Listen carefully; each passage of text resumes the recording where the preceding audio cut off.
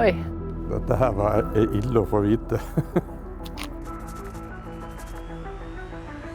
Så jeg er liksom spent på hva dere egentlig kan finne. Håper det ikke er alt for mye.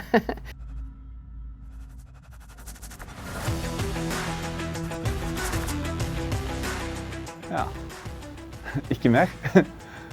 Og der ser man jo tydelig hvor jeg bor, selvfølgelig. At man liksom skal registrere ting 6 ganger i minuttet, virker jo helt vanvittig. Ja, du ser jo stuen da, sant? Kjøkkenet. Det er jo der telefonen er, stort sett. Og så legger han i gangen da, for å ikke bruke den så mye. Ja, har jeg vært ute og røyka? Er det det som er telt? Jeg skjønner ikke hvorfor GPS-en er så aktiv. Lurer jeg kanskje på om jeg var på en date. Jeg var ikke klar over at det var så voldsomt. Så... Utesøringa, satt oss på gressplenen, endte opp med bare å sitte der og prate. Så gikk jeg på do, ja, det husker jeg. Og så stemmer det nok at vi dro sånn litt fra 9, ja.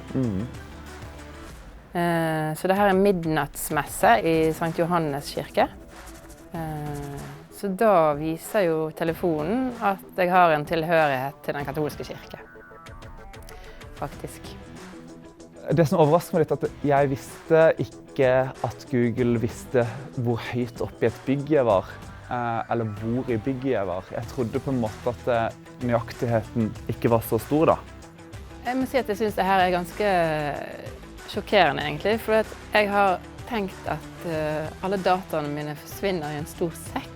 Hvor ofte jeg er hos legen, hvor ofte jeg besøker min mor, hvor lenge jeg er på badet, hvor slektningene mine er begravet.